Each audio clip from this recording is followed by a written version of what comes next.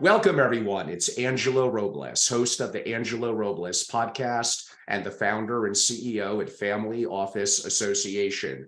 Man, have I been looking forward to today. Been a big fan for a number of years.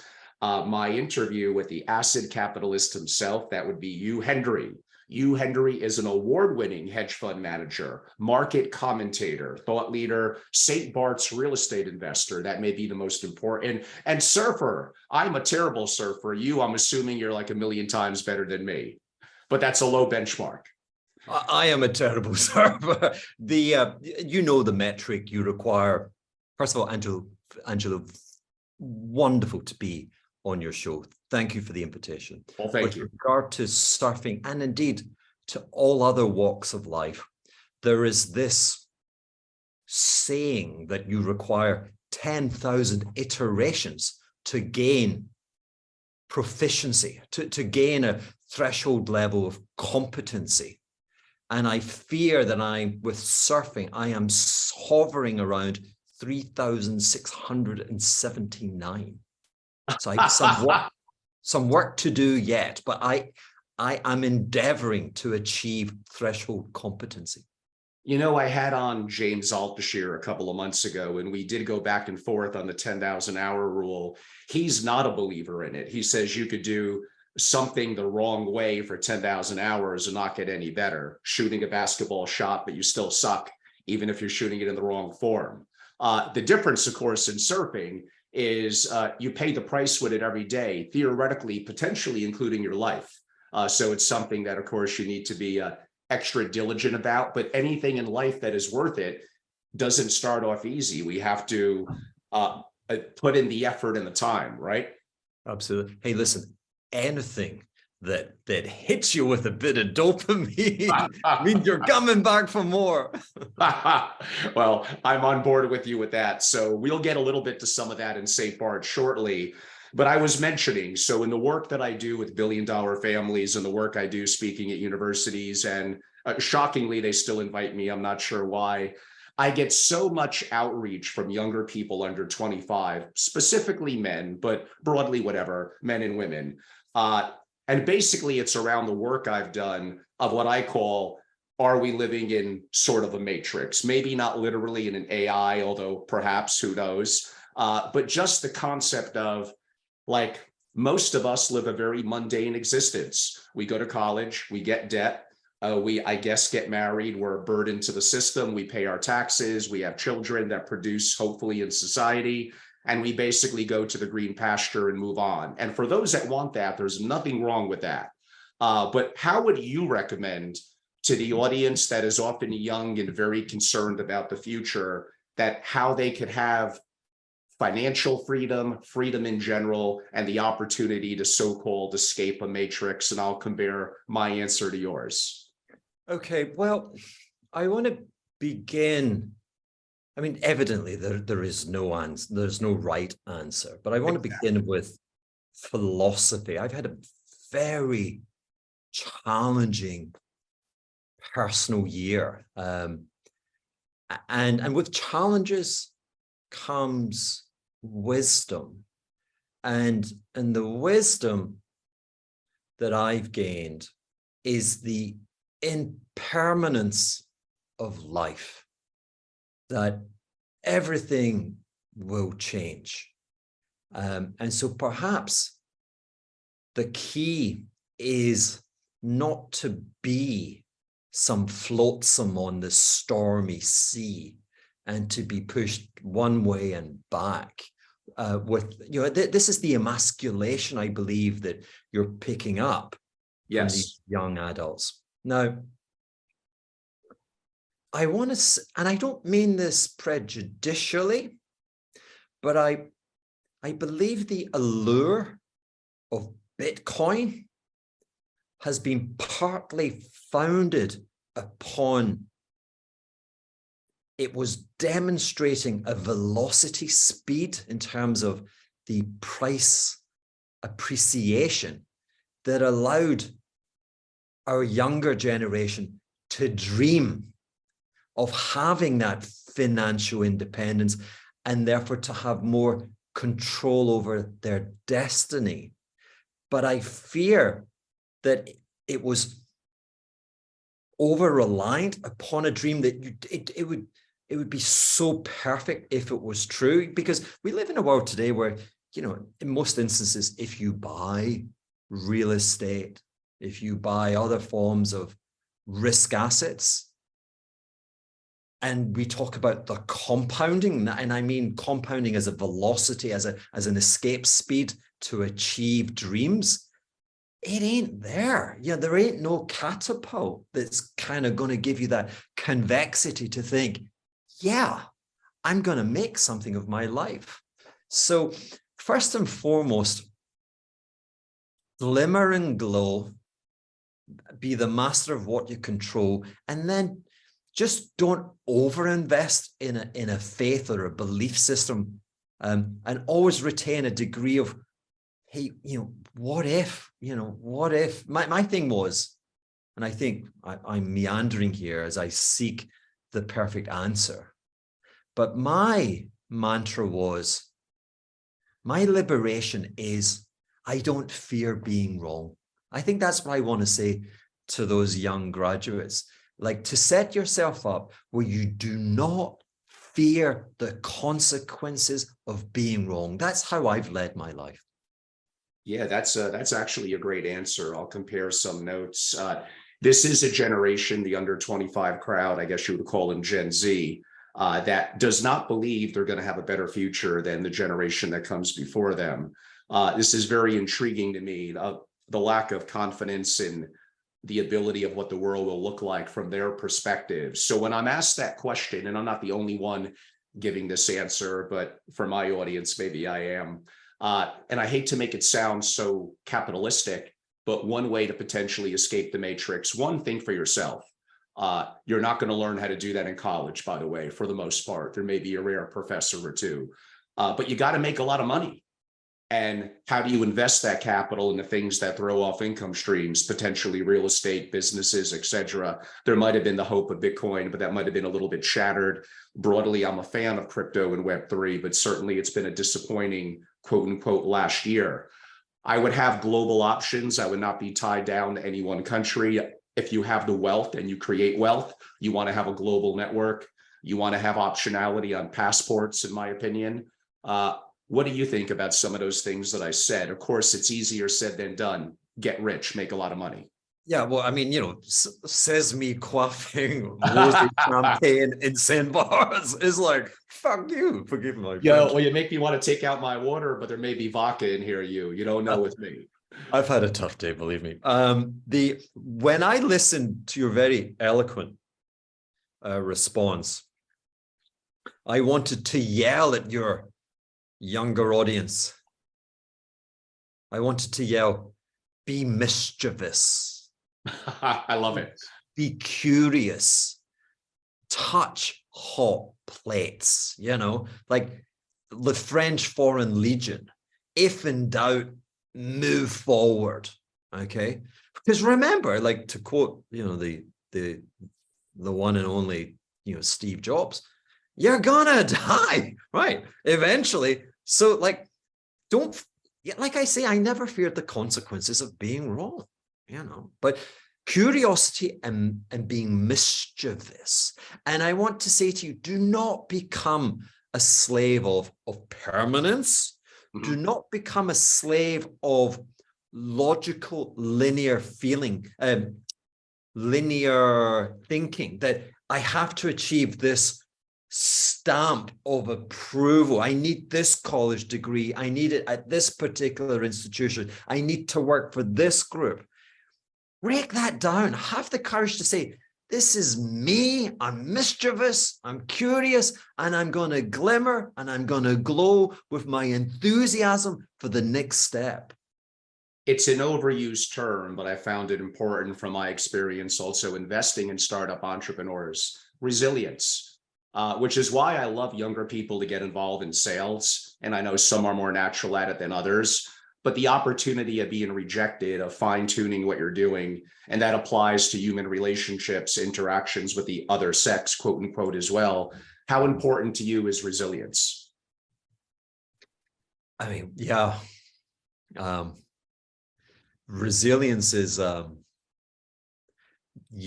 listen, if you ain't resilient, then you come back to entropy and you're gonna snap. Yeah. So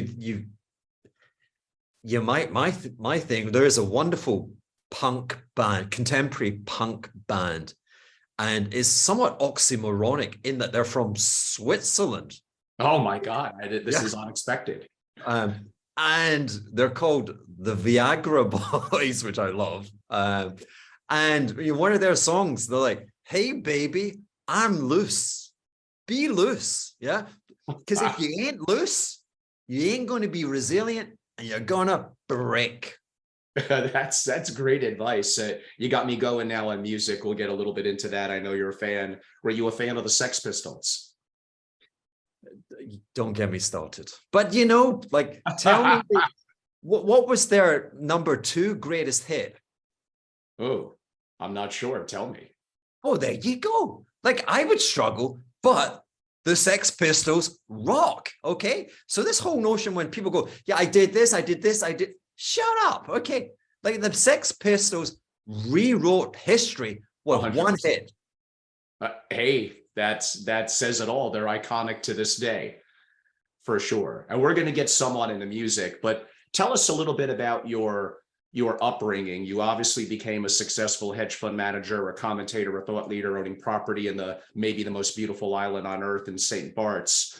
What caused this? What kind of upbringing did your parents? What did they teach you? I'll get to college in a second, but why don't we start before then? Yeah, I'm asked this question.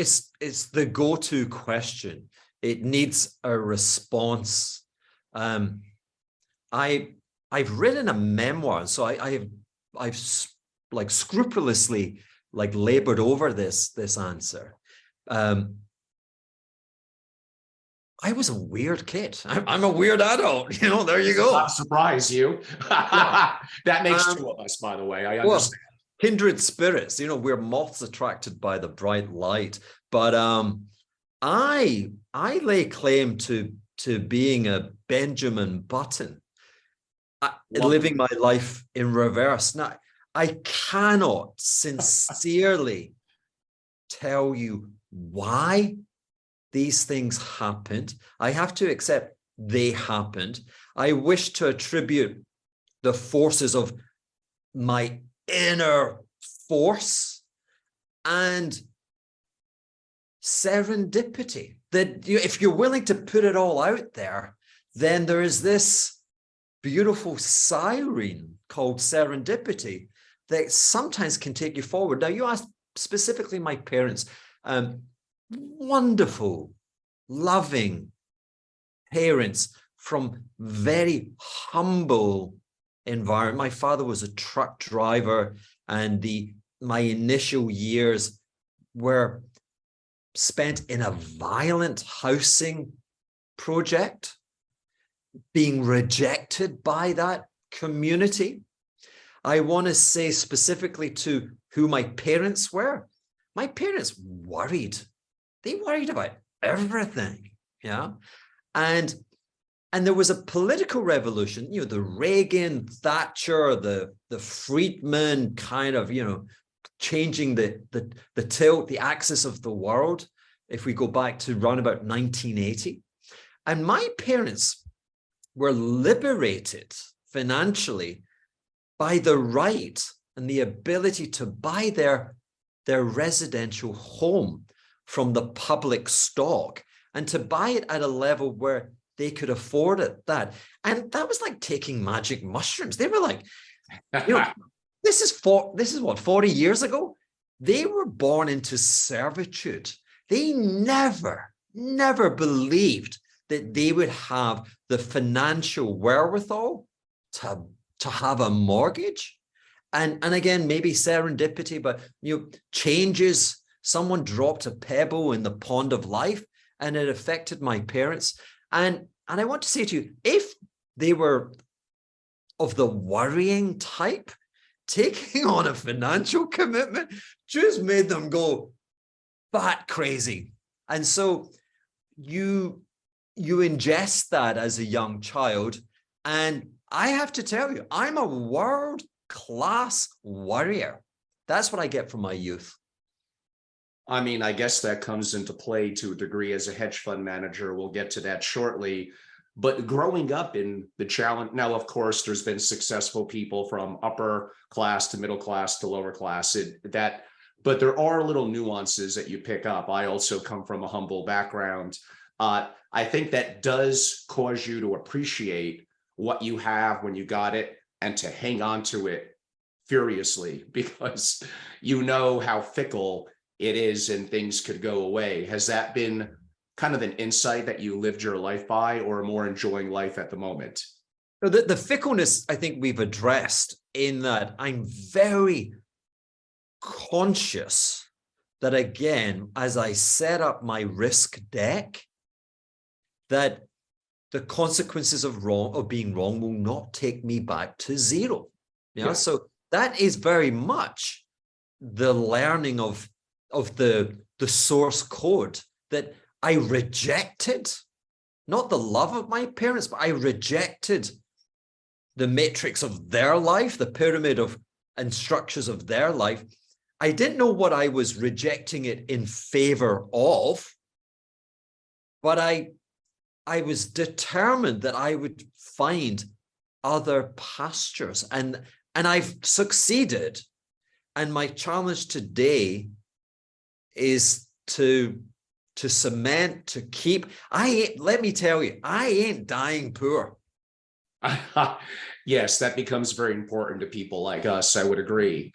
What did you major in college? Oh, I wish you didn't ask me that question. I wish I could tell you English literature. I wish philosophy. I could. Come on. Yeah, philosophy, politics, philosophy, and economics. I wish. Okay, let's think this through. I'm the first kid ever in the neighborhood, in the family, at the school, at the senior school. First kid ever to get this university offer. And I got to tell you, I got this offer at the age of 16. I was burnt out. I didn't know if I could accept, it was like crazy. Yeah. I was like, whoa, I don't know. So your father's a truck driver. You're in Glasgow. You're going to study at home. You got no money. Okay. So you look above, you're looking, okay, what do you see? You see lawyers, you see accountants. What did I study? I studied, truthfully, I studied accountancy and economics with an honors year in economics. What was the most valuable lesson you learned in college? Wow. Well,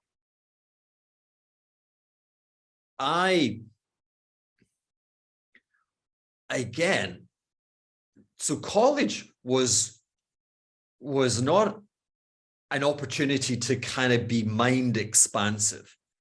College came with this fraught objective of achieving the academic stamp of achievement. And therefore, every moment was dedicated to pouring myself into studying. So again, my weird childhood was, I had no vices. I was just damn weird. I didn't smoke. I didn't drink. I didn't take drugs. I had no girlfriend. What the hell's wrong with you? I know. Well, but that's how determined I was that I was going to escape. Now, you go fast forward to me now, and I'm like, let's misbehave. But back then, I had to earn the right. So what did I learn? I learned, it's funny. Oh, can I go there? Wow. Sure. Go for it. Well, yeah, it's heavens. Hey, Liz, I believe in transparency. This year I am divorcing from my wife. Well, she's divorcing from me. How long were you married for? Well, we've been together for 35 years, which is to say, I married my first date. I was just like, so ecstatic that someone else like me, this freak, okay? And we've been married for going on 23 years. But she gave me an insight because she taught me, she's like, hey, let's go and have a drink. And I'm like, yeah, but it's only 3 o'clock on a Friday and I've got to go to the library and I've got to take my notes. And she's like, dude, it's Friday.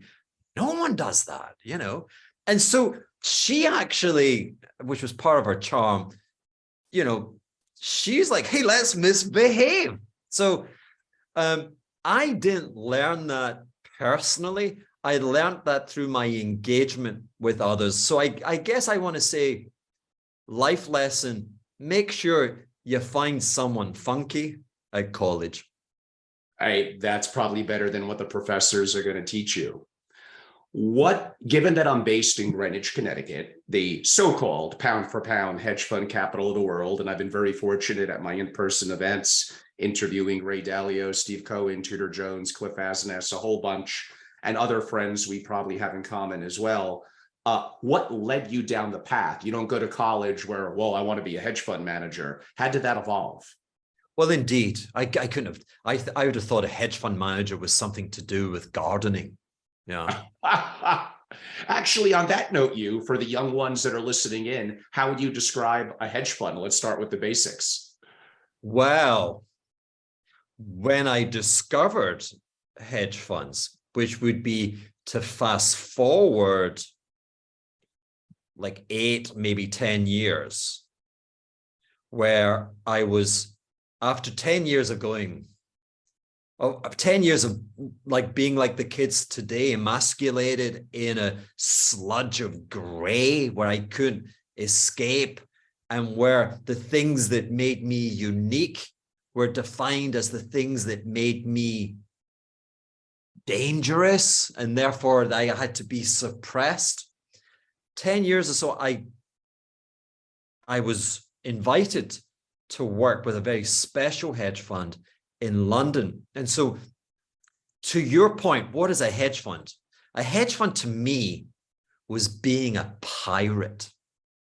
Was us against them. It was that we would dare to conceive of imagined and contentious interpretations of the future, which would ultimately be accepted by the grey vistas of the present status quo.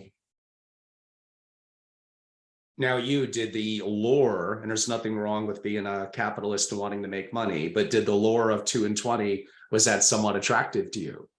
Hey, listen, yeah, I failed for the best part of 8 years. Did I fail? Okay, so that's a very subjective term. It felt like failure. I worked in Edinburgh for a wonderful intellectually deep investment manager. And if they had not been as successful and aristocratic, they would have fired me. Yeah.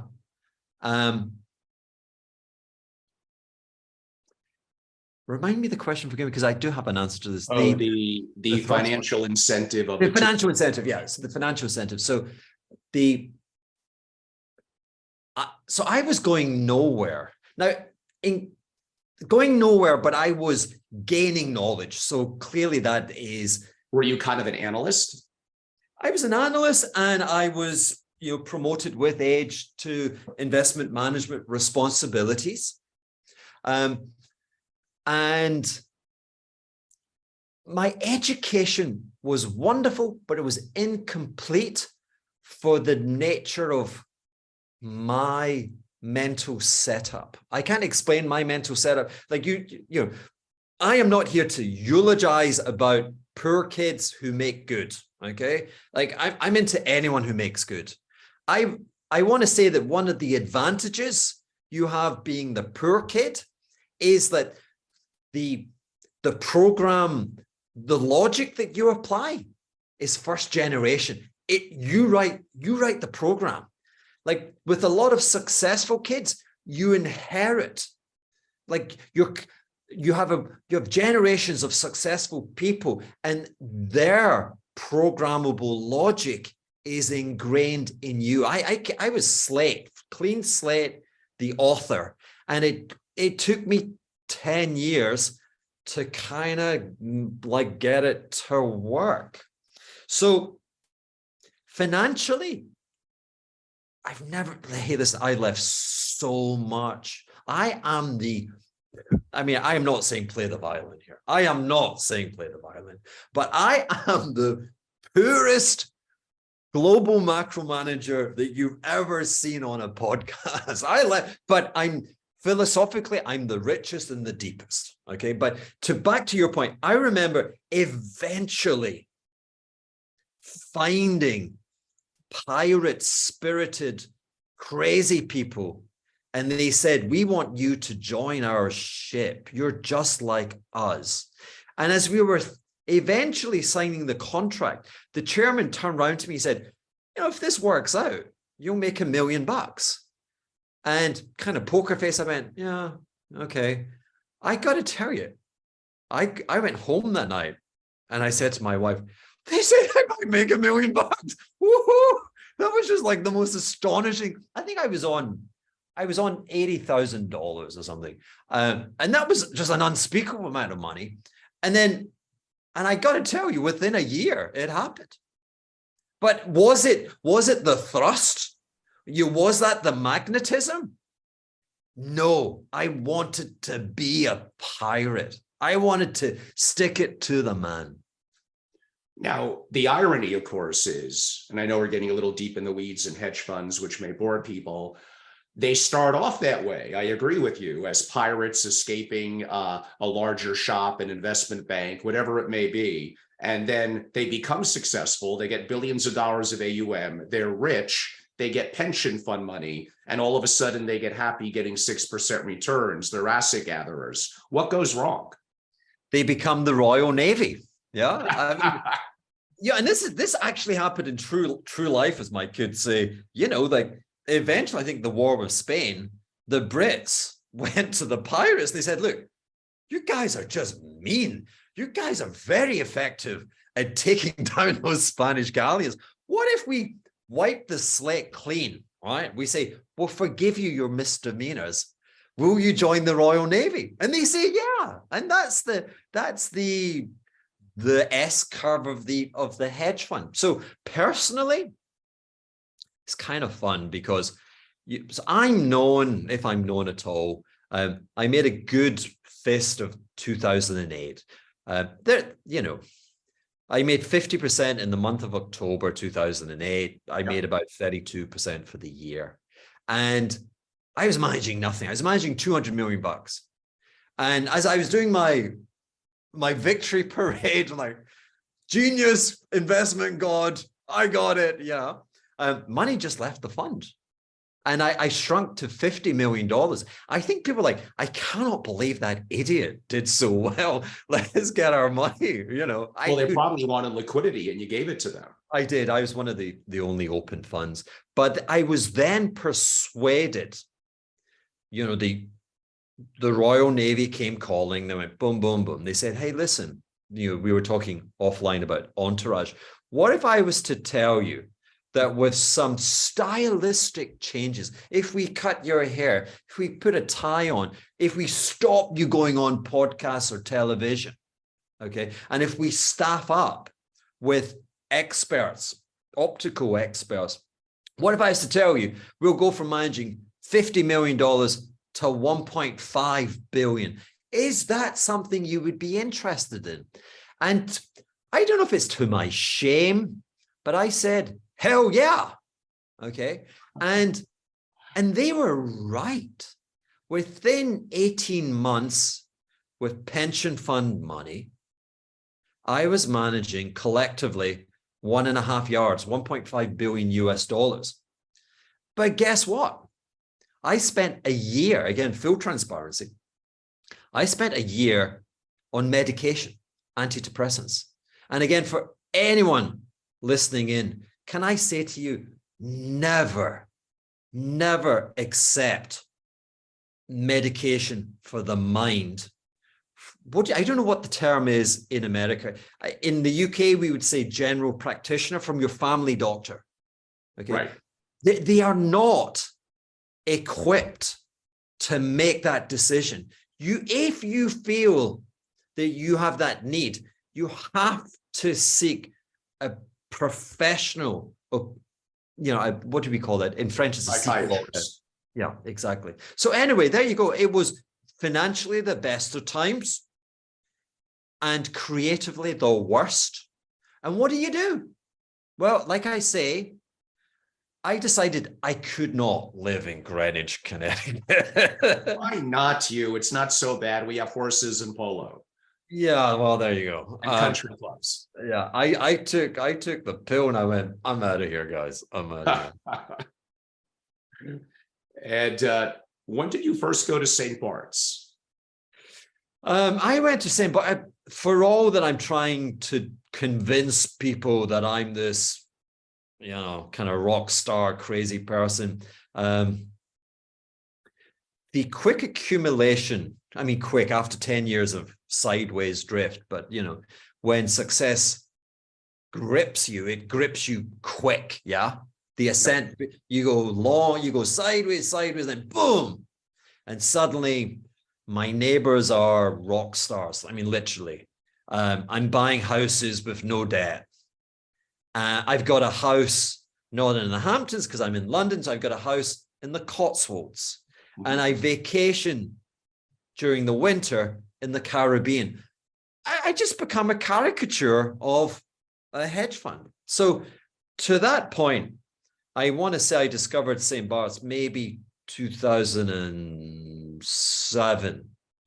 And so people knew that I had this fixation for French life.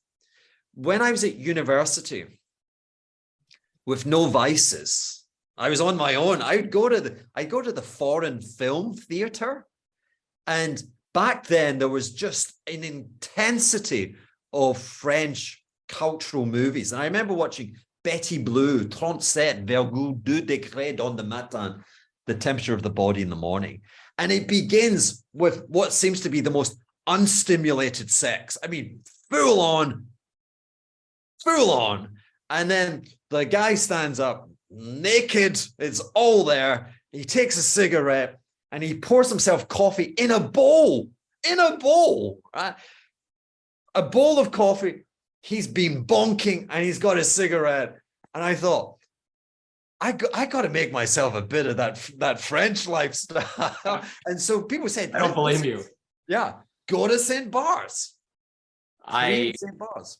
We were catching up. I went there once in 2012. It may be the most incredible island on earth. I have no idea why I haven't been back. Maybe it's a bit of a chore to get there, but it's a special experience. We'll talk a little bit about some of your endeavors in real estate and there. But before I get to that, I kind of wanted to build a little bit of the story. Now let's talk a little bit about what's going on in the world, and we'll try not to be too depressing. Yeah. Why don't I start with this? We have massive government deficits where it seems like there is absolutely no way out. We have rising interest rates, which supposedly are combating inflation, which is high. We have massive in the US and around the world political bifurcation. We have a war going on that theoretically, who knows, it may get nuclear. We have major issues with the US and China. This is a terrible year for investing. Where do I stop? I'm having a hard time finding value in the picture that I just painted. Yeah, yeah. I want to say to a thoughtful, reflective mind or spirit, you could transport yourself back almost to any period and kind of come up with spooky tales of gore. I don't dispute that today feels difficult, beyond difficult. I want to say to you that we got here. Of course, we got here via the best of intentions. 2008, we had a a decision tree fork, which was repeat the errors of 1930 and allow the US banking system to go bankrupt and bestow upon a generation, adult male unemployment in this scheme of 20% plus. Or we do something, rightly or wrongly, we do something. And they chose the latter. And it's,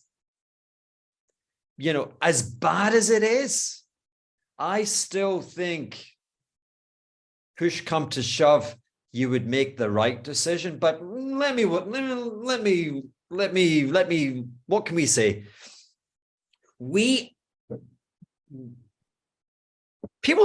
Obviously you hear a Scottish accent.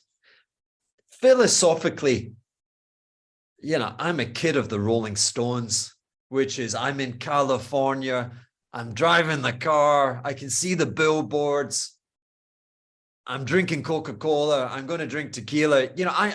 I'm invested in the United States. And I want to tell you that the United States has become a servitude and an unexplained and something which is not discussed because it's complex. But the United States and its freedom and its liberty and its choices are being chipped away at by the forces of mercantilism in the world, which we would direct mostly at China. It is fiendishly complicated, which allows them to get away with it.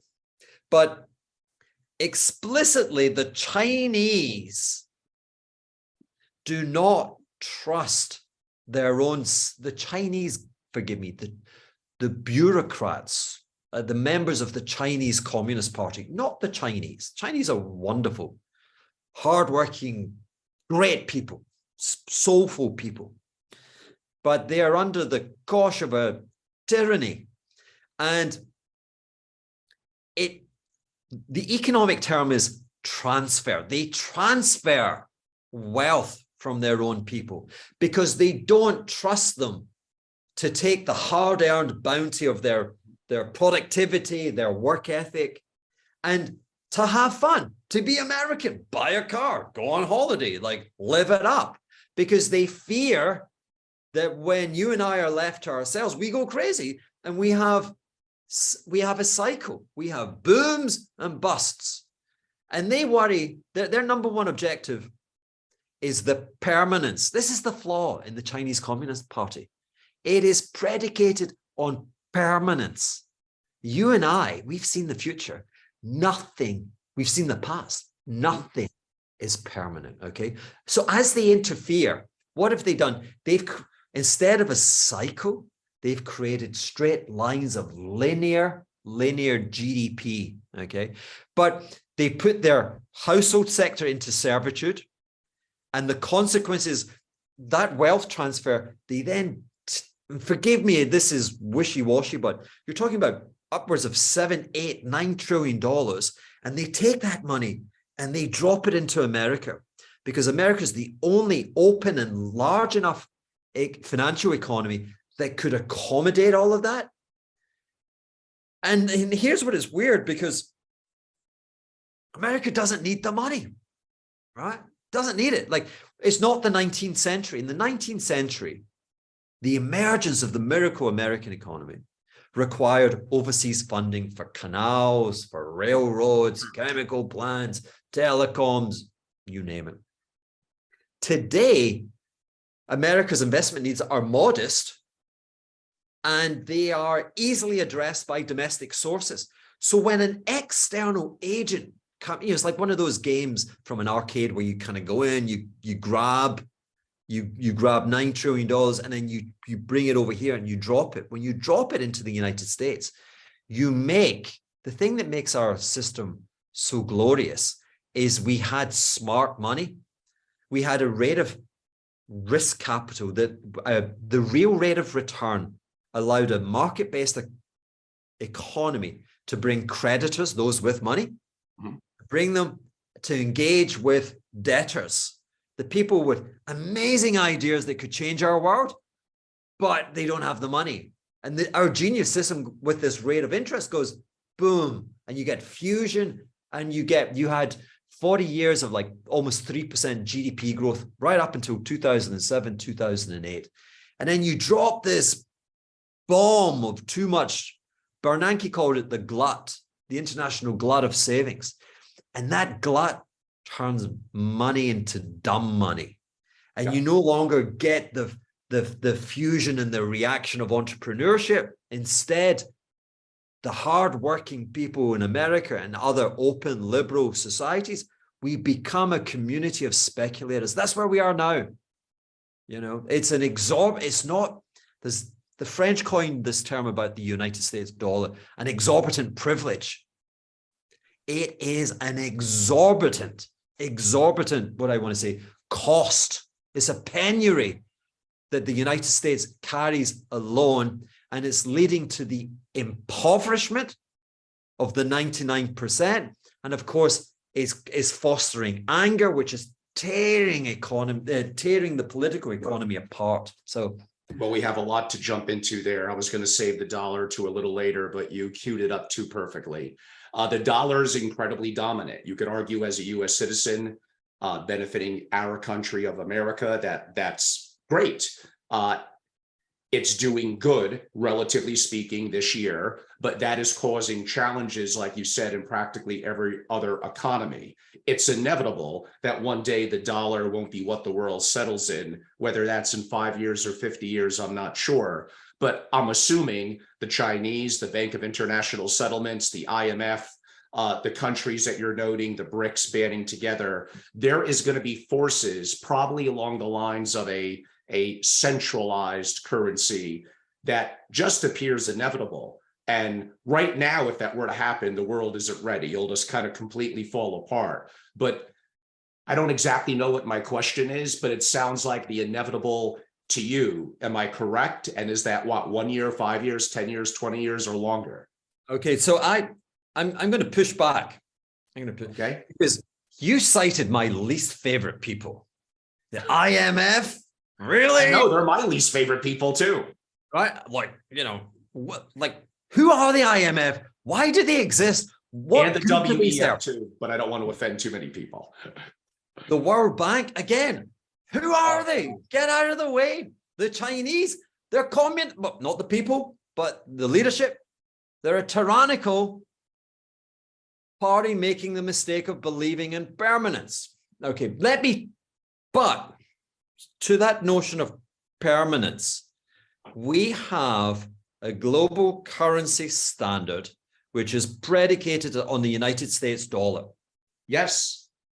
And over the course of the last 100 years, we've had 3 different systems, which is to say that, again, evolution and change and the lack of permanence are always with us. And therefore, the dollar hegemon, one day it will end. Okay, so we agree. Okay, but let me tell you, I believe it will end because America will reject it. Not the damn Chinese. America will reject it. It will say, you know what? This is impoverishing me. Again, I think I heard you make, for me, a stylistic error. The rising dollar. Hey, this is great. Yeah, it's great. I go to St. Barts, and St. Barts is always crazy expensive, and it's not too bad. Okay. Right. Hey, try being a wealth creator based in the Midwest, making a wonderful product and selling it overseas, exporting it. And ask that fellow, hey, how's the dollar? It is an exorbitant burden on the back of my entrepreneurship. Okay, so I fear that, as you're right, this is, and again, let's talk about irony, paradox. Let's talk about how the Matrix conceives of an imagined reality and it makes you believe it. You know, with the Wizard of Oz, the Emerald City, it was only green because they insisted that the citizens of the Emerald City, where the wizard lived, they had to wear spectacles and they had green lenses. And if you take the glasses off, you know what? It wasn't green. Okay. So China is, and so to that point, forgive me, we had the advent of quantitative easing. Whoa, again, hey, let's invent something to demonstrate that we're doing something useful when we're doing nothing. And let's do propaganda. Let's put green spectacles on. Okay. So supposedly we've created trillions of new dollars. And so when you create an increase in supply, we know that from orthodox logical thinking, the price goes down. But instead, with trillions and trillions of new dollars, the dollar has risen point to point from 2009. So that's telling you that there's a lie in the matrix. There's a bug in the code. And in terms of why America will reject at some point the status quo, I fear we're very close, and it's going to be a Chinese devaluation to around the 9 level, which is to say China's going to try and direct its currency to trade pari passu with where it traded in 1994 when America entered the NAFTA agreement. And that will bring such deflationary, excessive strain on the American productive economy that policymakers will be persuaded to come up with a new version. We'll come back to that and the power of the dollar, but I'm thinking again from a geopolitical perspective. We are President Biden is now approximately 2 years in. We're going to have major elections, obviously, for a new president. I guess it's going to come down between Trump and the Democratic person, which I'm assuming is going to be Biden, but you never know. We are asking, it sounds like massive political bifurcation. In your lifetime, have you ever seen anything like this before? In my lifetime, no, I've not. But I have labored and spoken too long without elegance to explain the corrosive and malevolent form of intervention, the trade intervention, and how it is robbing the American Atlas of its power. The most direct, so it's a bit like the wind. It's hard to you don't see it, you feel its consequences. And so I'd rather say that the consequences of this malevolence, you can see directly in the support for Trump. And Trump is divisive as at the individual level, hard not to have, I'm afraid, contempt, but I have profound respect for the American system that says, I don't know what it is. I just know it's windy. I can feel the consequences and it threatens me. And the genius of the American political system is it offers you a protest vote and you can say, stick it to the man. So that's Trump. And so I paradoxically, I welcome it. Do you think that we could have uprising and riots in America in 2 years? My greatest fear, there's this notion that, more than a notion, there is a dictum from Milton Friedman that inflation is a monetary phenomenon. And it's I use that to challenge why the inflation we've seen in the last 18 months, I don't believe that's permanent. I don't believe the reference point of the 1970s is relevant because I don't see the monetary phenomenon. But to your point, I believe and I fear that in the future, historians and economists will have to recalibrate and say inflation is both a monetary and a psychological phenomenon. The thing that I take from the example of Germany after the First World War is trust me, I was not alive in 1920, okay?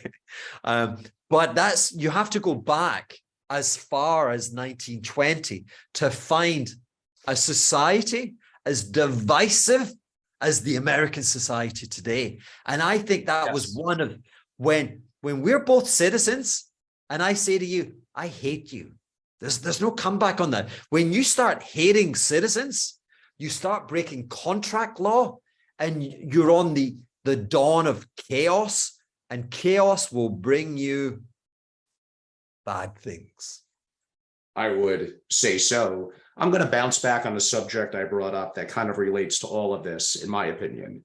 We have a massive deficit here in the US and I guess countries around the world, but I'm most familiar with our $30 trillion deficit, give or take a little bit here in the US. There is no way out of that. We don't bring in enough tax revenue. I do not want to be taxed 85%. We could hyperinflate our way out of it, but that will cause chaos, randomness. Is there any way out of this mess? Built onto that is what the simple formula that Raoul Paul, who I mentioned earlier, states. Long-term GDP growth is population growth plus productivity growth. Where is this going to come from? Well, okay.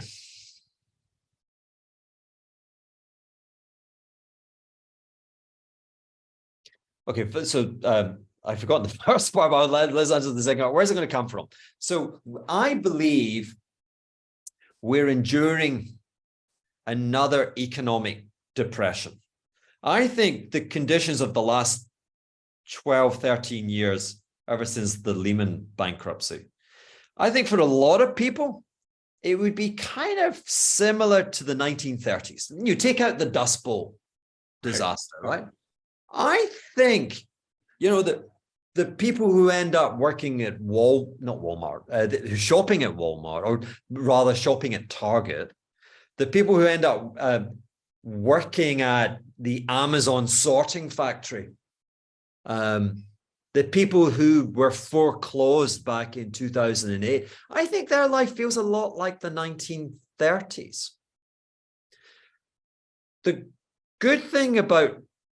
only good thing about depressions is that we don't have many of them. Thank God. And I want to say that this is the fourth in 200 years. Okay. And I want to take you back to 1830. I'm making these numbers roughly 1830. And it was brought on by a bank crisis in London, a crisis from defaults by South American sovereigns, which caused London to pull credit in to restrict the money supply. And it created, it was the first depression because it was a depression, i.e. your living standards went, like they collapsed. Normally it was because you had a monarchy and they were invading another sovereign nation and you got stuffed, okay? There was none of that. You know, the monarchy were kind of like otherwise engaged, not doing crazy stuff. But your lifestyle went boom. That was the first economic depression, roughly 1830. It mirrors with Victor Hugo and Les Miserables, you know, a great depiction of this profound philosophical and economic poverty. It was resolved partly by a discovery of new gold, the Klondike, you know, the Western American gold fields. We go 1870, we have the Second Depression, which was very much written up by The Wizard of Oz, is a political allegory of that time. You know, and if for those who don't know, please read up on it. It's fascinating. It was brought to an end by another gold discovery. We had an engineering revolution, which allowed us to leach gold out of the hard rock in South Africa. So massive credit expansion was capable. The third was the Great Depression. And people will tell you that ended with global conflict, rationing, maybe. I think it ended with a financial innovation, which we saw in the 1960s, which was, let's call it the Eurodollar system, whereby we could create dollars outside the sovereignty of America. And then fast forward to today, and that non-sovereign dollar creation, which is our world, has broken. Okay. Now, at each point, people get attracted to Marxism. And indeed, I believe that the Communist Party in China has said, listen, you know, we raped and we pillaged this system. We took it for everything we could get. But, you know, this is terminal prosperity and it now flatlines. And so we should get into the redistribution business. I want to tell you that I still believe in human innovation. Like, I still believe in the crazy cats who are going to come up with something which I don't know about. I believe it's going to happen. And that and a change in the global system of determining how economic sovereigns engage with each other. That is going to need change. And that will create the productivity, I believe, because it will create potential demand. And with potential demand, people will be insightful and incentivized to come up with like crazy new ideas. The advent, which has always happened, I guess, accelerating of technology, of robotics and AI, do you think that will sooner rather than later lead to massive enhancements, if we could call it that, in longevity, healthcare, agriculture, and possibly make things incredibly cost effective, including housing? Now, I could argue, is that Big Brother, the government, kind of taking care of us and the masses are just happy, not starving and having a place to live? I could make that an ugly picture, but I could also paint it as a more positive global picture as well. Yeah, I mean, hey, listen, I'm no AI expert, but that would be part of the esprit of the human mind, the innovation that allows us to challenge 200 years of kind of Marxist orthodoxy, that at some point there's just this permanent plateau. I don't believe in permanent plateaus. I believe that the human mind, it may be AI, it may be something else, but I still think there's an S-curve for humanity.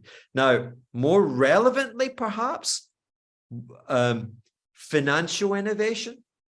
And, you know, the crypto space just now is mired in just sucky things going on. Like bad news after bad news. And I've been an advocate for a number of years. Yeah.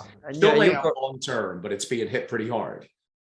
And Web3 and stuff. So we'll talk about St. Barts at some point, but I've got like 9 million euros of bank borrowings from French banks. And it's all about distrust. They don't trust me. I mean, you know, I trust them as long as they give me money, you know, but they don't trust me. And the amount of form filling. And so the idea of the open ledger, we're a ledger, you know, we've been a ledger-based system since the Italians developed it in the 1400s, you know. Right. And this is just a smarter form where it kind of takes, it makes it more transparent, and it takes some of the adversarial, I don't believe you. And so it makes transactions and risk commitment quicker. And that's got to be a good thing, because we need a revolution in the evolution of credit and its expansion and how it can finance the prosperity that may come from AI, that may come from other endeavors. For sure. The potential broadly, we use the word crypto, but really Web3, the metaverse, blockchain, I think is game changing. My God, I have an NFT tattoo on my arm. Probably not the smartest move I ever did, Hugh, but I may look like a genius in 5 years. We'll see. Time will tell. But the young ones and the creative types have definitely looked at this opportunity of taking charge of their destiny. And I could think you could see the entertainment industry and other industries that are led by creators, but controlled by people in suits. I think we're going to see a big change. We're just not ready for it yet. It's not going to happen quite as soon as I would like, but there's going to be lots of opportunities out there. You know, again, time will tell. I don't want to derail the conversation with more of a Web3 convo. My audience probably thinks I do that a little too much, but I do want to go back, and then I'll let it go. how are we going to deal with this deficit? There is no way to deal with it. I don't see any answer at all. Yeah, so you said a 30 trillion deficit. I don't quite understand 30 trillion. The US economy is, let's say, $20 trillion. It's spending maybe about 5-6%. Well, it was spending 5-6% more than it's receiving. But, we did have a body snatching invasion called the pandemic. And then we had that massive run up in asset prices. And so this year, tax revenue is like one of these things, you have the party and asset prices go whoopee. And then then you got this hangover and the credit card bill comes and you got to pay capital gains tax on your gains from 2021. But you're like, but I don't have those gains anymore. You got to pay it. So the deficit is going to be less. Let me answer your question negatively, if not more negatively. Okay. You don't solve it by increasing the cost of carry. Exactly. I mean, maybe you do if you're a Schumpeterian kind of, trying to create and brew a kind of brutal, let's break the system and then the strong will survive. But let me tell you, there ain't no Schumpeterian radical economists at the Federal Reserve. We are in the midst, I think, of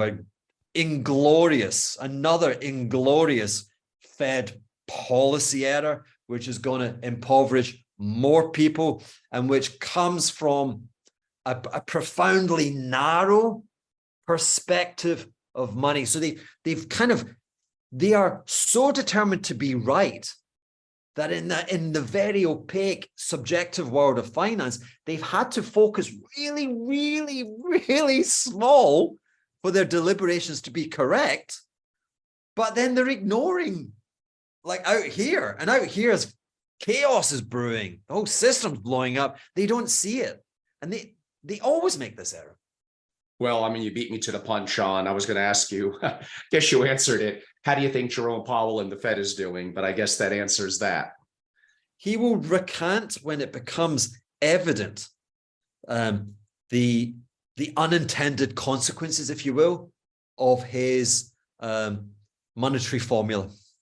Not to sound too conspiracy theorist, but the Fed is made up effectively of banks. There's people who are very influential, including shareholders of the bank. We now bring back our good friends at the Bank of International Settlements. I think what I'm trying to get to is that are there people, rather bluntly, we think of them as being leaders, they may theoretically be more puppets, that really run the world? Are we just puppets to them? Are we living in their simulation? Well, I think there are institutions of that nature, IMF being a prime candidate. We saw an extraordinary intervention by the IMF in the political affairs of the United Kingdom at the end of September. There was a change in the leadership of the governing party.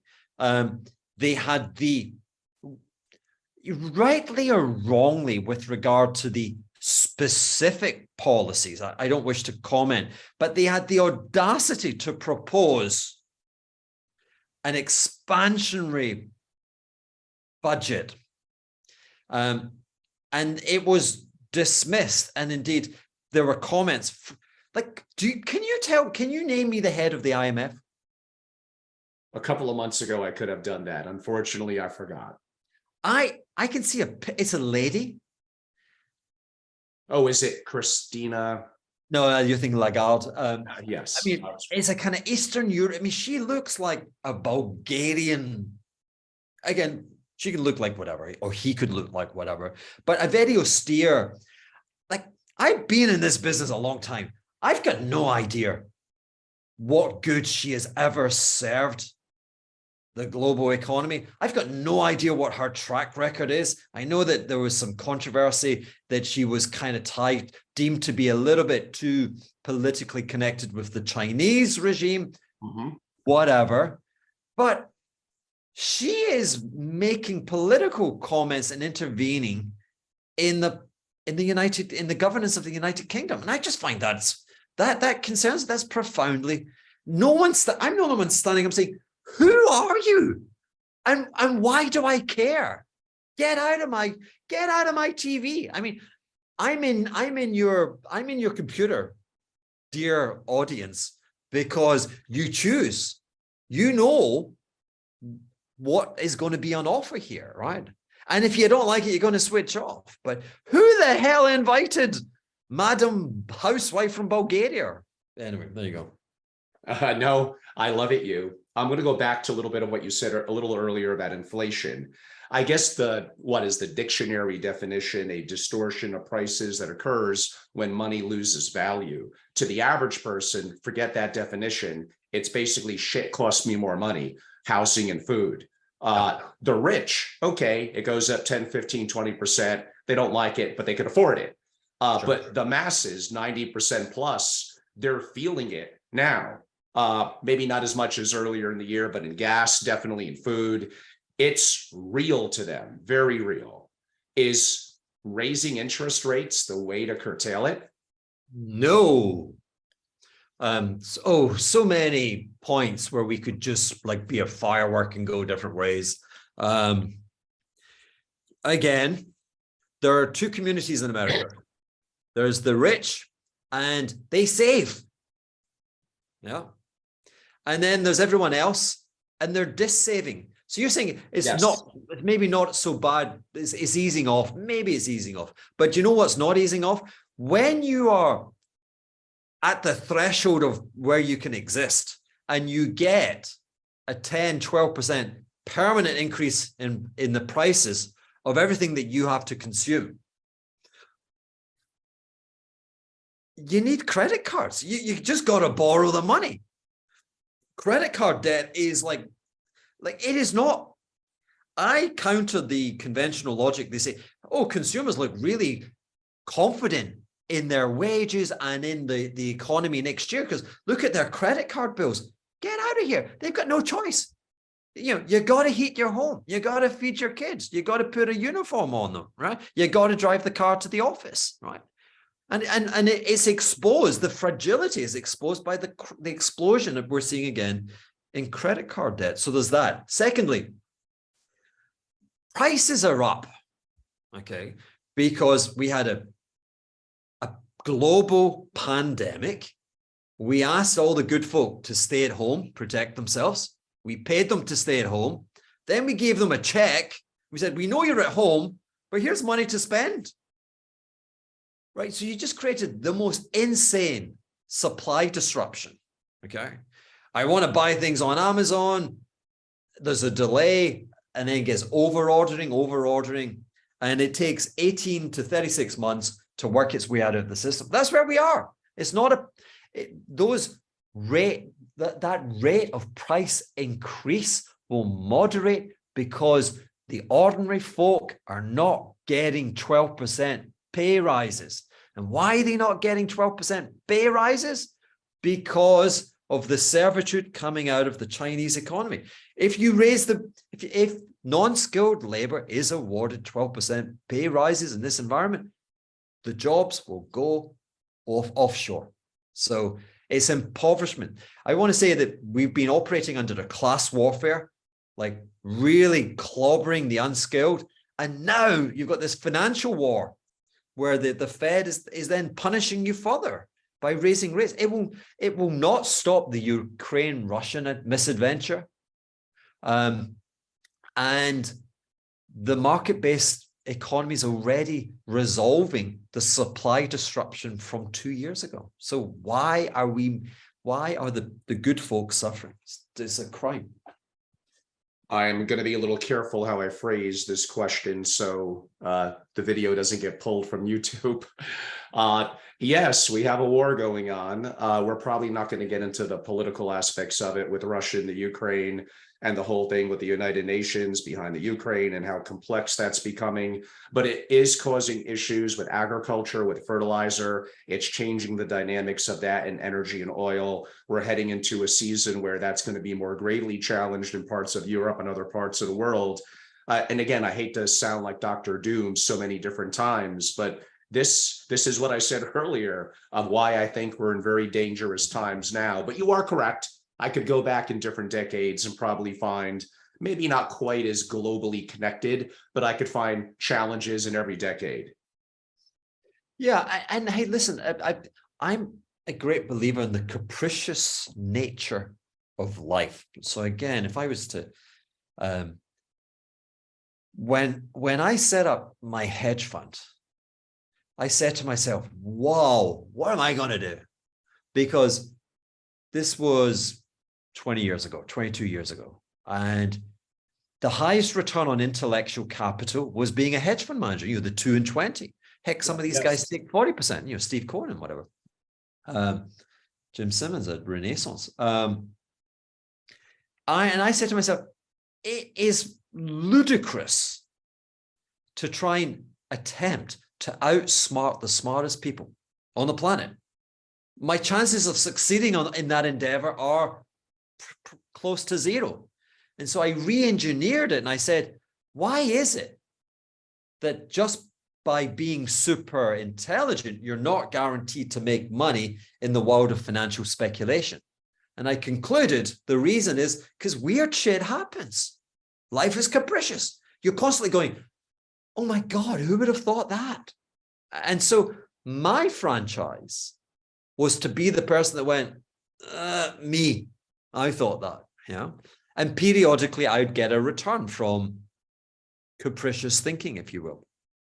And look at what's happening just now. Nature is being very benevolent, and we are presently, and long may it continue, enjoying one of the warmest fall winter seasons in many, many years, which is to say, we've got full gas storage in Europe and prices are abating. So, and who would have thought that? Capricious, like weird shit happens. Like, you know, they're telling us, you know, they're telling us we're going to have the coldest winter, and so far we're having one of the warmest winters. So, yeah, that may help a little bit from the energy perspective. I know I'm going to bounce around a lot, and another question that could get us bounced from that platform. But we don't want that. No, we don't want that, but perhaps I can't help it. Do you think that there may be something relative to the pandemic that allowed governments to check the compliance of its people? And broadly, they probably came away with, oh, the people are actually pretty damn compliant. And I do not mean that in a positive light. Yeah, I mean, clearly we gained insight in terms of the social management of platforms for commentary. Clearly there was an immense amount of legitimate concern and overwhelming uncertainty, which had to be respected. I would take it, so let's take it from this, you know, this very large aperture of the world and focus in on finance and economics. I've mentioned repeatedly this term depression. And my challenge to those watching this is, how often do you read about depression in the Wall Street Journal, Financial Times? It's almost as if it's a word which is frowned upon by the, I don't know what you call them. Do you call them the intelligentsia? There seems to be a governing editorial board somewhere where, yeah, the notion of a depression has been assigned to the past. And I call that very much the conceit of modernity, that we're so much smarter given our AI or, you know, just the computer chips, etc., that we, of course, won't make those dumb mistakes that our predecessors made. And that's a conceit. I thought we saw a conceit this year where the first 2 quarters of US GDP growth were negative. And as long as I've been on this planet, 2 consecutives, we call that not a depression, we call that a recession. Yes. The Fed and Janet Yellen at the Treasury, like, no recession here, move on. No recession here. Because and they started trying to redefine. You can't have a recession with the labor market so tight. Well, yes, you can, because it's 2 consecutives. And then, yeah, the third quarter was positive, right? But it was positive kind of owing to the the resolution of the global supply disruption. Because what's happened is the Walmart and Targets 18 months ago were like double ordering, triple ordering because they were running out. The thing that drives you crazy if you're a retailer and you're paying all that rent, you've got all that freehold, and you've got empty shelves. You're like, what do you mean? People are coming into the shop, we can't sell.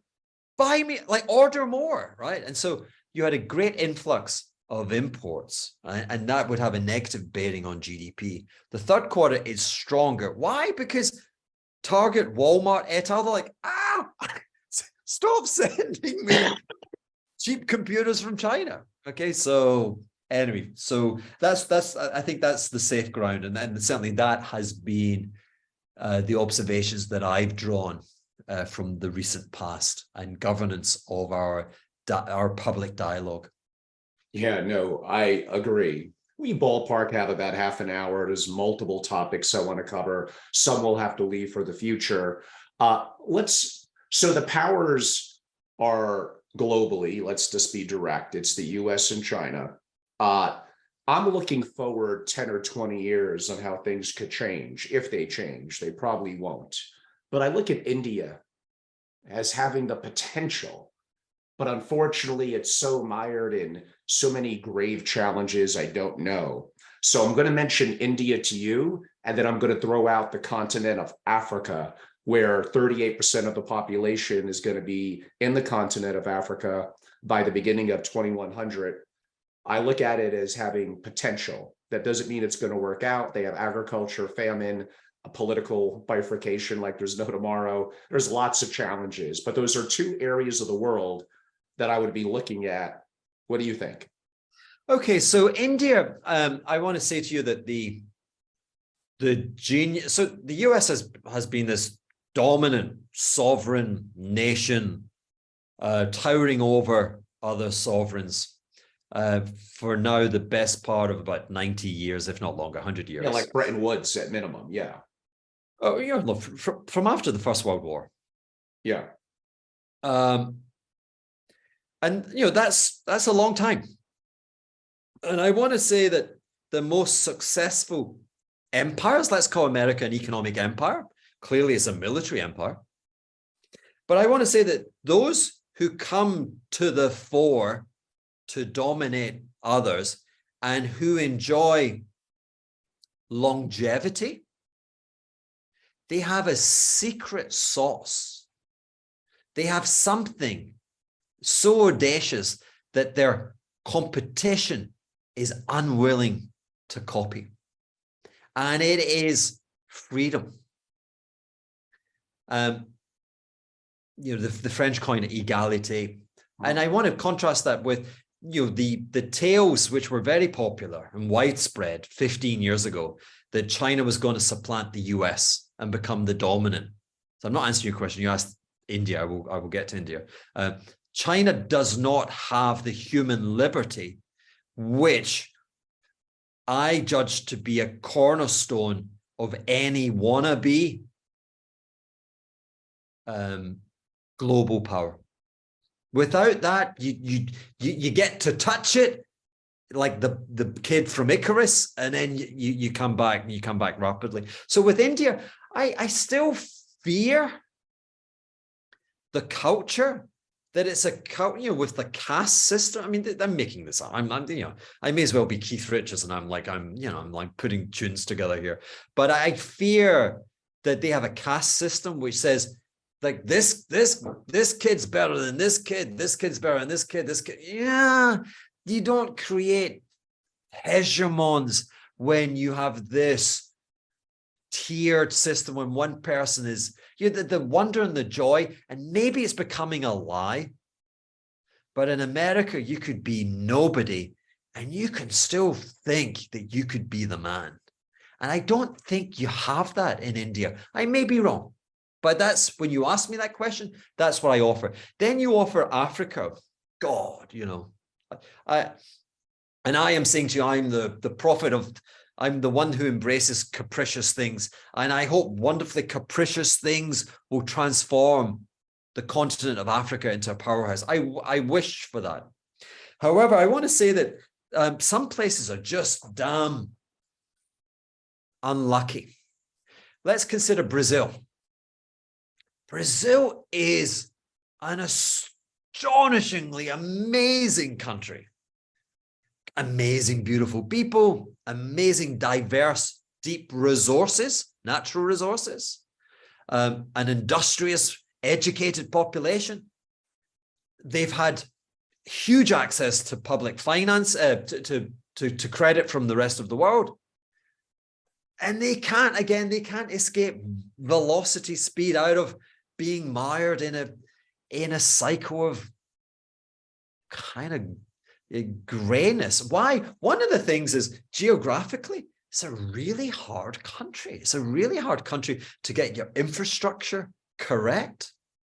So there's either cultural or there's physical limitations. America lucked out, the continent and then having the Constitution. You bring those two, the physicality and the philosophy, you bring them together, really hard to replicate. Very hard. And there's a program that I do for billionaires I used to call it sovereign risk analysis for families. That's too boring. I now call it disaster prep for billionaires. And I could be very critical of the US for a variety of reasons. Some of them we already brought up. But when I looked at the other, now, yes, US families need to be more global. They need to have multiple passports. They need to have many banking relationships, have assets and resources offshore. At the end of the day, other than maybe Switzerland, and that's going to have its weaknesses, it's not going to have an ultra powerful military, but that's where the world has its money. Henceforth, it's kind of protected. But there is no other place that's going to give you the level of protection as we get here in the US, even with all the challenges we have. And yes, I could paint a future of AOC is one day our president. We get taxed on realized capital gains. Things are a shit show. I hope not. But if it's happening here, it's probably happening worse in other parts of the world. So these are, again, some of the grave challenges that I look at. And again, I often have more questions than I have answers. I'm going to go a little rapid fire. Do hedge fund managers cheat? I want to say no. Have they redefined their game whereby heads I win, tails I win, who are you? Okay, so is that cheating or is that being, listen, to my mind, the pension clients and the hedge fund managers deserve each other. There's a compact made in hell. How would you, as an investor, if I could put you in charge of a multi-billion-dollar single family office, they're all liquid, how do you make decisions? What economic data do you look at? Who do you listen to? Who do you trust? Yeah. There's no one answer to that, but the question is, where's the edge? Not the edge. What's contentious in what we believe? You don't always have to be contentious, but there has to be a little bit uncomfortable. Where is it? Like, don't just be embracing being comfortable and where's the radicalization in thoughts? Like just from the conversation we had, let's get some billion-dollar family offices. Let's go to Rwanda. For sure. Right? Rwanda is intriguing. Rwanda might be a complete shit show, right? But they've had the worst things. They had tribal massacres, profound inhumanities. They're modeling themselves on a kind of Switzerland of the African continent, which means they will collect. There will be a reservoir of money for the region. I don't know. I'm curious. And so my point is, where's that curiosity? Right? Where's that curiosity? And then finally, to that point, I believe that you have economic and political cycles which match, if you will, the duration of the adult life. I'm too early, but like when you leave college, university, mid-20s, and you work say for 40 years, or you accumulate savings, I want to say that you can actually see a very slow changing change in the economic landscape. And I think we're at the end of one of those 40-year periods. And so for the advisors or the advisory of wealth funds, there are points in time where you have to be curious about mad people. And it's knowing when to kind of be curious and when to know that we're at the beginning of we're at the end of a 40-year cycle. And at the end of a 40-year cycle, you've got to be kind of curious as to what they're not telling you. Is gold a tool for the central bankers? No, not at all. It's preposterous. But gold, I upset a lot of people. And again, as a matter of, I was one of the first of the re-emerging gold bulls. I made 50% in my first calendar year back in 2003 as a hedge fund manager.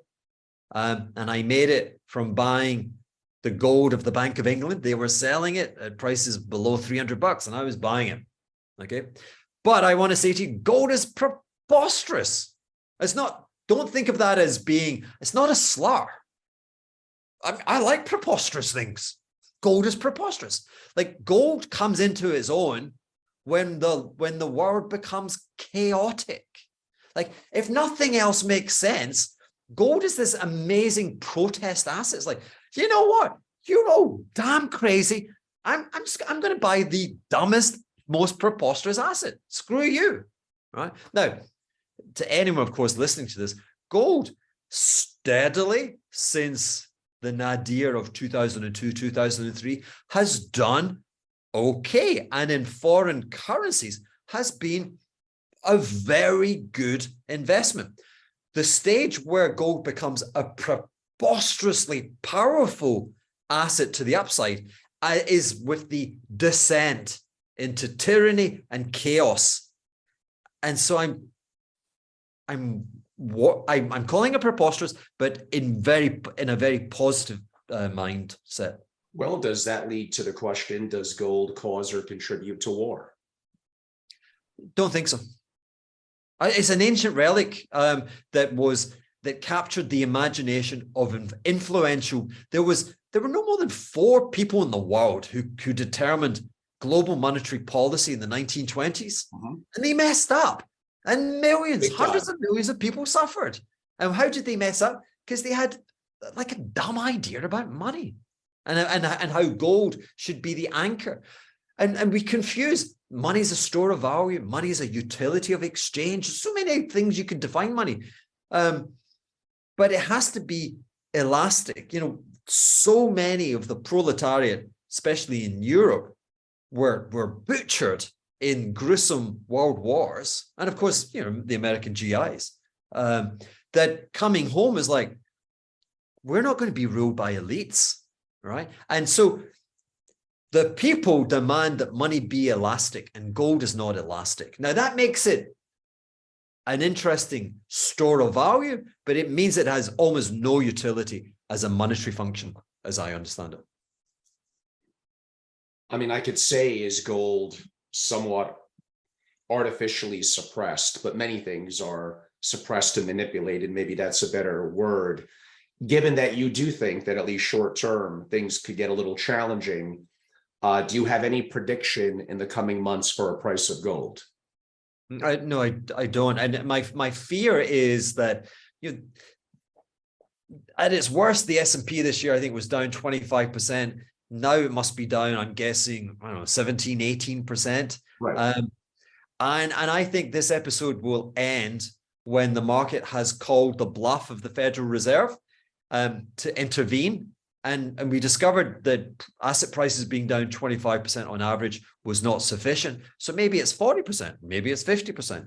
And so that would be a kind of liquidation event.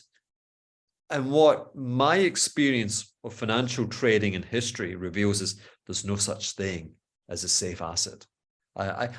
Gold is something I'd like to buy in a liquidation. Yeah, there's been I think, wrong opinion that gold is an inflation hedge. At certain times, like parts of the 70s and other times there is nothing that's a perfect hedge. Not theoretically the dollar, although perhaps that's the closest. Agriculture, long term, decades out, perhaps, but in the short term, who knows? Yeah, for sure. I was on the point of saying something. I keep losing it. It's all that champagne I keep drinking is in Barts. Well, that's okay. It makes things more fluid. I like it. I think it was a year ago, maybe longer. I had on the economist Jim Rickards, who I've known for a while, and he basically said that the super rich, assuming it's not going to cost too much to become liquid, I think he said should have about 60 to 70% of their assets in liquid dollars, treasuries, whatever. I kind of laughed at him. He ended up being somewhat correct over the past year. I guess liquidity is king, and that gives you dry powder to buy opportunities when you think the asset prices are low enough. As you mentioned, stock market down, crypto in shambles, bond market's terrible, rising interest rates, possibly over-levered real estate and commercial real estate. I go back to there's no place to hide. Maybe the dollar is the closest thing. I could argue the Swiss franc, maybe other currencies. Now my question, and again, I'm going to go back to the billion-dollar liquid family. If they have a longer term perspective, not 100 years, but 10 or 20 years, how do you think they should allocate their resources? Well, do you know, I want to say specifically for $1 billion family, I think it's insane that they don't have a physical representation in the property market in St. Barts. Forgive me for being so audacious. But honestly, he says, as if I would be dishonest. I hope that's not true. Well, Phil Falcone, assuming he's still there, does, and I'm sure he sold. A long time ago. The hedge fund guys of lower. Well, it took a while to sell because I think it was a 50 million ticket. Yeah. But $1 billion family should have a 20 million footprint on the island. You get a positive carry from it. It's a super fun place to be. And it's a bit like the crypto, the halving, they keep tightening the property or construction permits. Right. They're literally just not making more of this stuff. And it has that network thing. So if you're a billionaire, you should be here. If you're coming here, you should have representation. And so that just seems, I think there's 1% of the people who could afford to either come or have a property here have done so. And that's the convexity that still exists in St. Barts today. Now, to your wider issue, heavens, how would one answer that question? I would want to have the most important thing for an institution or a fund that you describe is that it cannot be compromised by a moment of liquidity, which turns it into a seller and not a buyer. And so the hardest thing in this world of investment, because people always like, but give me your best idea. What if your best idea is, that I've said this before in other shows, there are times when the easiest, most effective way to double your money is to fold it in half and put it in your pocket and walk out. And that's the hardest thing for everyone engaged in this kind of monkey mind endeavor. I think we're kind of there. I think we've gone through a period where the fictitious wealth, and I don't mean fictitious in a bad sense, just people screw it up. They overestimate, we're kind of crazy people. We get insanely optimistic and then we get insanely pessimistic. And we're kind of like 40% in the way between those two valleys. So yeah, my question to the risk and to the operational management of those funds would be, if you get compromised, if you turn into a seller, I'm going to fire every single person on this board. There's got to be a sharp underwriting pencil pressed right on their spine so that they know the consequences of being wrong. Okay, but let me challenge you a little bit on that. That may cause a non-family member running a family office to be very conservative in their investing approach. Now, we can make the argument it's already $1 billion family. They don't have to worry about purchasing power at minimum for decades. I could argue, who knows? Families spend a lot of money. They want to build boats, hyperinflation. They're buying houses in St. Barts. They're doing all sorts of things that cost money. I get it. Wealth preservation is very important at that stage, but you don't want to give up on the fact, especially with today's inflation, that you may need to have some years where you are getting 15, 20, 25%, whatever, direct investments, venture capital, longer term real estate plays. And again, I live in the world of the family office, but do you think that CIOs and family offices could get too conservative? Yeah. Do you know when they get conservative? When they've had a liquidation event. I'm just saying, let's get conservative ahead of events, not after events. That's the human cycle. There is, of course, you've got to have 20, 25%. Heavens, you've got to have 400%, 10 bagging kind of optionality in the portfolio. Can't be the portfolio. I mean, that was the problem with crypto. Crypto was your portfolio, had a 50 vol, right? It was a car crash waiting to happen. It can't be everything. At 50 vol, it can be 5 to 10% of your portfolio. It can't be everything. So the innate understanding of risk to them, actually, someone who's generated longevity, that the thing about where we are, in the last 20 years, we have had a preponderance of 1 in 100-year risk events. Things that are meant to happen only one time in 100 years statistically. We had the profound collapse of Indonesia, Thailand. We had the Russian sovereign default all back in 1997, 98. We had NASDAQ lost 80%. Amazon fell from 115 to 5. Yep. The German stock market lost 85% of its value. Then we had a synchronized nationwide decline in housing property values in 2006-07, had never happened before. Then we have a damn pandemic. I mean, it's like, from that whole observation set, if you're a multi-billion-dollar fund and you still don't know who's managing your money, then what are you doing, Oh, 100%. We'll wrap up in 10 minutes. We'll move to some more fun stuff. How about music and a little bit of St. Bart's? So you mentioned Keith Richards earlier. I'm a little north of Greenwich, a very little community called Weston, Connecticut, that happens to be for many decades the home of Keith Richards and his beautiful pink stucco home, which he's very well respected. Him and his family went through the school district here, meaning his kids. So small world that you happen to bring that up. We already spoke about the Sex Pistols. Some of my other favorites I've enjoyed: David Bowie, of course, Led Zeppelin, and really an underrated group, in my opinion, was Motörhead. How about you?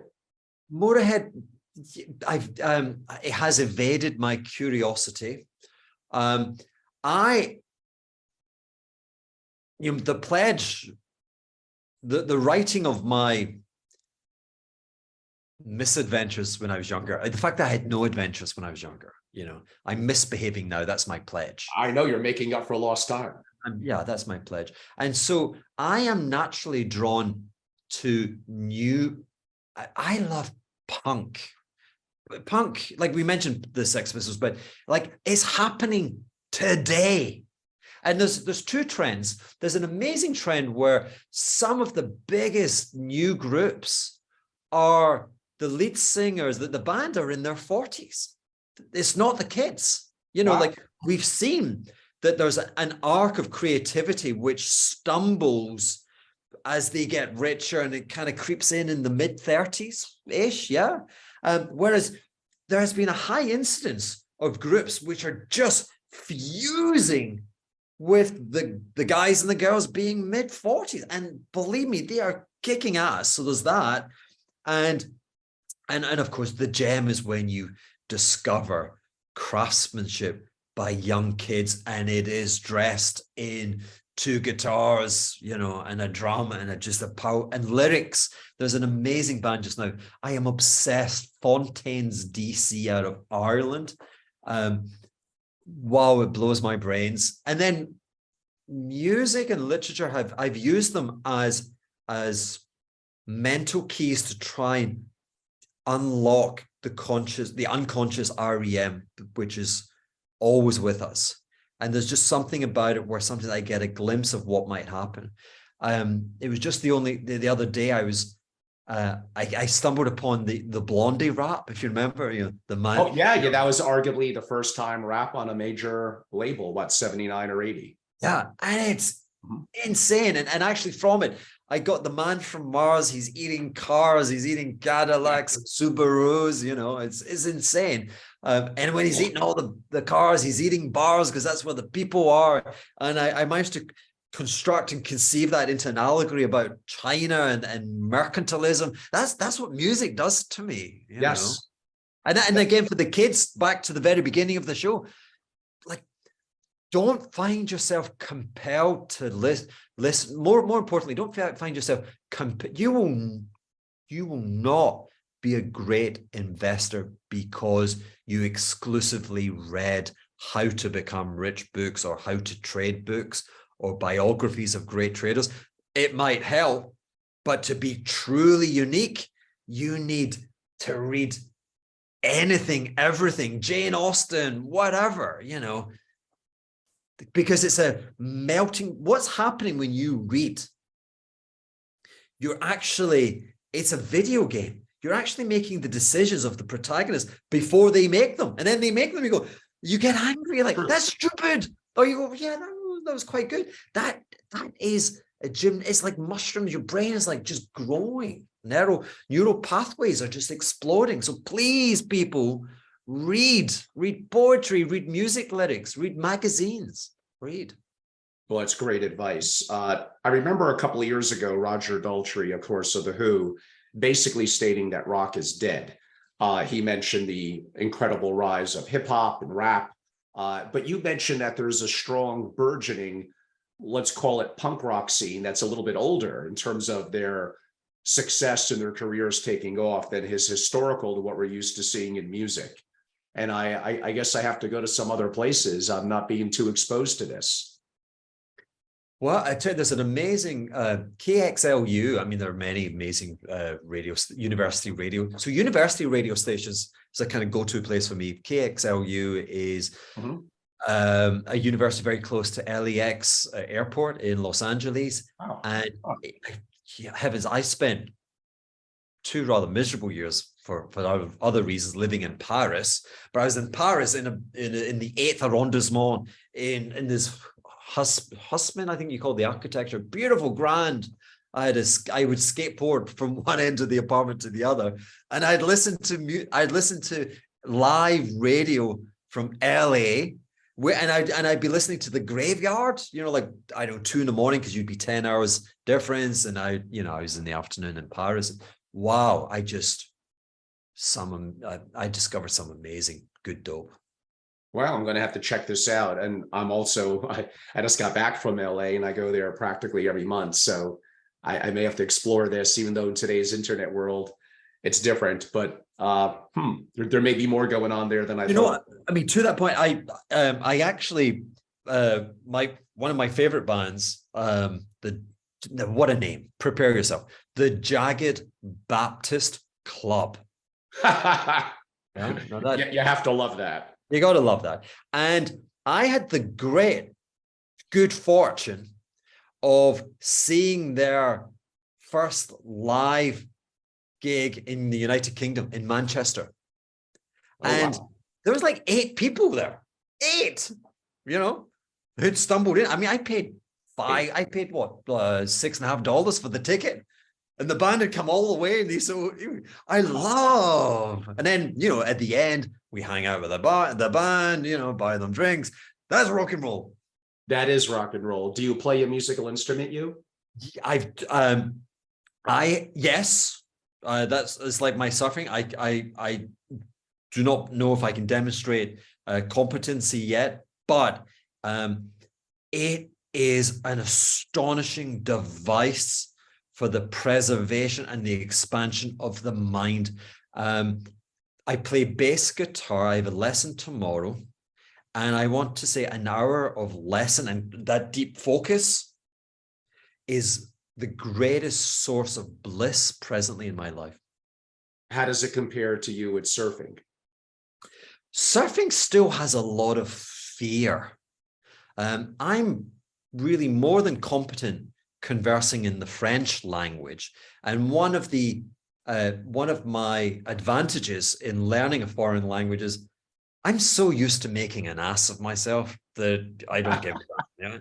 And like attempting to speak a foreign language, you say the dumbest things. Yeah, I'm like, who cares? Yeah, I'm trying. Okay, so I don't mind. I can play a bad note. And I'm like, you keep going. But the surf, I have fear for this. Those waves, when you get the wave, boom, boom.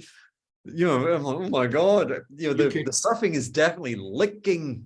Yes, you could get hurt. Possibly. Yeah, licking the edge of the razor blade. Yeah. And we touched on St. Bart's throughout. Again, a great experience for me. I'm hopeful to go back there soon and to hopefully see you in person. It'll be a pleasure. Maybe I'll leave the cowboy hat at home, or should I take it?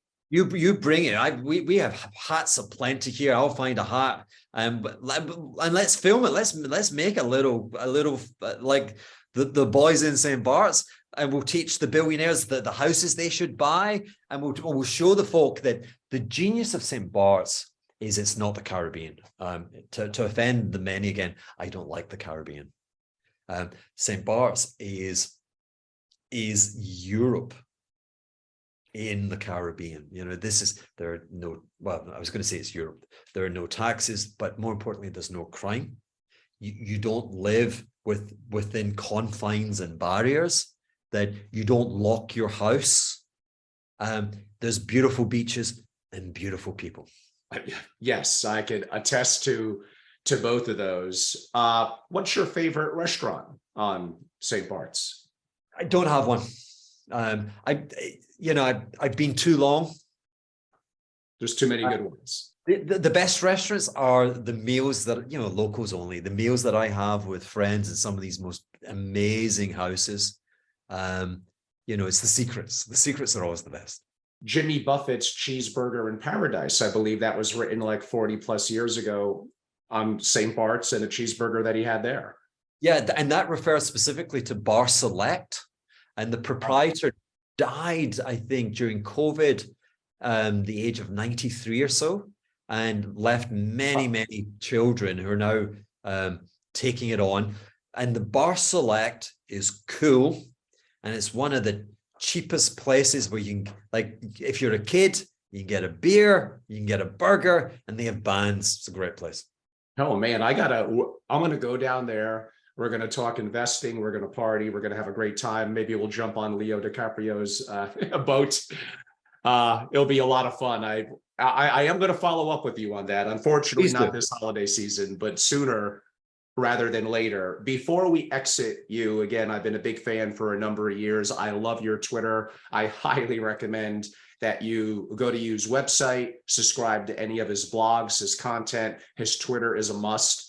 And I think he's doing amazing work. If you could tell our audience how they can reach out to you on those platforms, please. Oh God, I always get this wrong. I think it's Hendry, my name, surname, _Hugh, or @Hendry_Hugh on Twitter. Twitter, I write when I feel. I don't write. I don't feel compelled. And so I disappear, and then suddenly I have a movement. I feel, and I have to express it. I can't I'm control like that it. too. Yeah. The podcast, every Friday we release the Acid Capitalist show. It's out there on all the audio platforms, Apple, Spotify. We have the video representation on YouTube under the same. It's Hugh Hendry Official for YouTube. And then I like the medium of Instagram. Is visual. I like Hugh TV. I have an amazing life. I'm like, what do you think? I don't know, And so again, that would be Hugh Hendry Official. I will never DM you there are lots of fakes. I'm the fake Bono, right? I might fake and we might talk about guitar riffs, but I ain't gonna fake and say, hey, what are you trading today? Do you want to buy my scheme? That's not me. I do actually love Hugh's Instagram. I followed him about a month ago. Now he has not followed me back yet, but maybe one day I'll earn that honor. It'll change. I try to have a lot of fun on Instagram. It's not serious. I do enough things on macro economics, investing, structuring a family office, and taxes. It's okay to have a little bit more of a personal side. I dabble in poetry and philosophy and generally have opinions on a lot of global events. So I try to make it a little bit more fun and personal on at least my personal Instagram side. And on that note, as it's time for me to say goodbye, everyone, I'm Angelo Robles. I'm the host of the Angelo Robles podcast. I'm the founder and CEO at Greenwich, Connecticut-based hedge fund capital of the world, Family Office Association. I've been doing this a long, long time. I'm very dedicated to the community. I keep very active platforms on social media. Mainly, most of you will know me by the platforms at Family Office on YouTube. And we're going to be expanding greatly our Family Office Association channel on YouTube as well. And there's nothing wrong with going to the website. Simply, it's our company name, Family Office Association. We're actually revamping it. It's almost ready to relaunch, but the old one is still fine. And really, the value that you would get is if you're a significant investor or family office, we all define that differently. Let's go with $100 million and up. The opportunity of connecting with your peers, sharing best practices, ideas, and information, and then coming together and helping society and challenges that are out there. So we're very big when it comes to charitable philanthropy and areas where families can make a positive impact around the world. Go to our website, consider joining Family Office Association. I normally don't push that as hard on my podcast programs, but I think it's important for many of you to be familiar with what I hope is the great work that we do, which is more than making money, but it's benefiting and hopefully being proactive from a societal perspective as well. I can't mention again how great this was. I felt like the 2 hours and 4 minutes just flew by, and nothing beats in person. I don't want you to come to Greenwich. It's too boring for you.